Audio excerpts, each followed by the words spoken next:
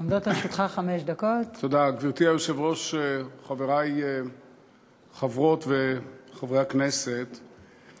אני רוצה להקדיש את הדברים האלה לעובדים הסוציאליים במדינת ישראל. אני רוצה להקדיש אותם לבנות המשפחה שלי, כל השלוש שבחרו לעסוק במקצוע עבודה סוציאלית, מהאימא דרך שתי הבנות, ושוויכוחים בינינו לא מסתיימים אפילו פעם אחת אם הם עשו את הבחירה הנכונה, אבל לא אני מחליט, אלא הן מחליטות, והן הקדישו... האמא ושתי הבנות, הכוונה לאשתך ושתי בנותיך? ברור, האמא ושתי הבנות, בוודאי. זה מה שיש. יש עוד בן. כן, אשתי רבקה ושתי בנותי, נועה ודנה, הן בחרו לעסוק בתחום הזה. מה? אני חושב שהצלחתי בחינוך בכלל, ואולי הם הצליחו בבחירת האבא, אני לא יודע, נבדוק.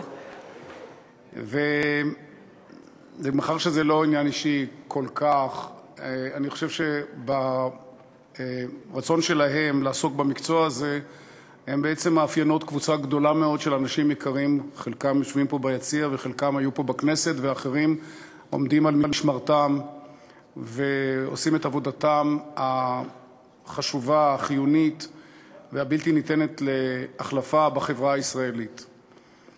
קודם כל, אחרי זאת, אני רוצה להודות לחבר הכנסת שמעון סולומון שהעמיד את עצמו בראש המערכה הזאת פה בכנסת, לשר מאיר כהן, ששמעתי אותו לפני כמה שבועות מתייצב בצורה שקשה לתאר את הלהט שבה להגנת העובדים הסוציאליים, וגם עכשיו חוזר על הדברים, לצפרה שעומדת בראש הארגון, וכאמור לכולם.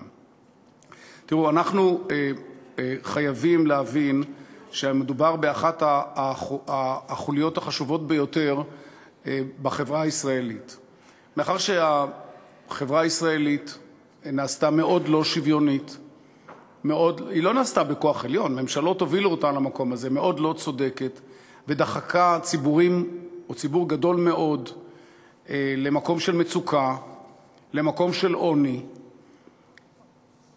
שם נמצאים העובדים הסוציאליים.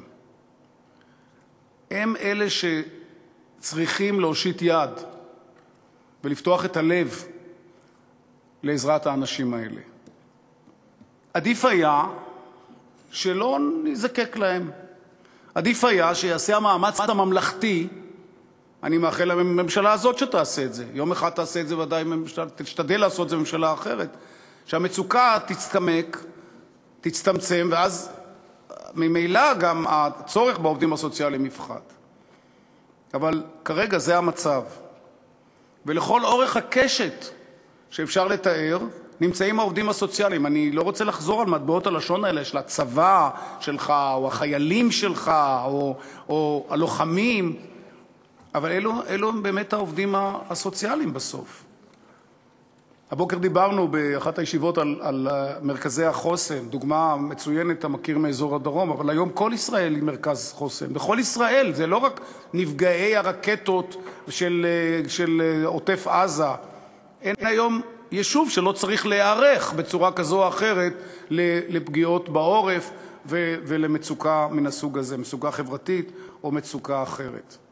אנחנו חייבים לתת לעובדים הסוציאליים תנאים סבירים לעבודה.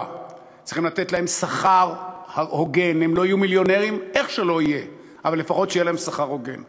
אנחנו צריכים להגן עליהם באמצעות הפרקליטות והמשטרה ובתי-המשפט, כדי שידעו לעשות את העבודה שלהם בביטחון, כי עובד סוציאלי שמפחד לא ידע לקבל את ההחלטות הנכונות.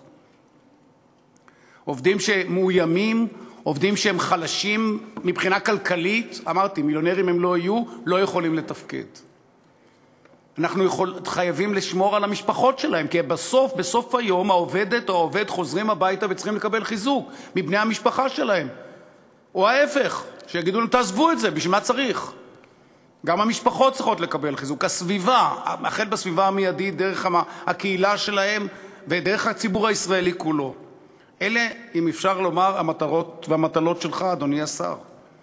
ואני יודע, זה לא פשוט, כי אין לך את האמצעים הכספיים. ובסוף זה כסף. והיום דיברנו בפגישה אתם, שהייתה מאוד כנה ופתוחה, על הרבה בעיות שיש להם, אני בטוח שהן מונחות על שולחנך. ישראל ודאי צריכה עוד אלפי עובדים סוציאליים, זו התשובה. אם אתה רוצה תקנון וקביעה, מה זה מאמץ סביר לעובד. משפט סיום, בבקשה. עוד משפט. זה בסוף יהיה כסף. אנחנו נעמוד מאחוריך. זה לא עניין פוליטי, זה עניין חברתי-לאומי ממדרגה ראשונה.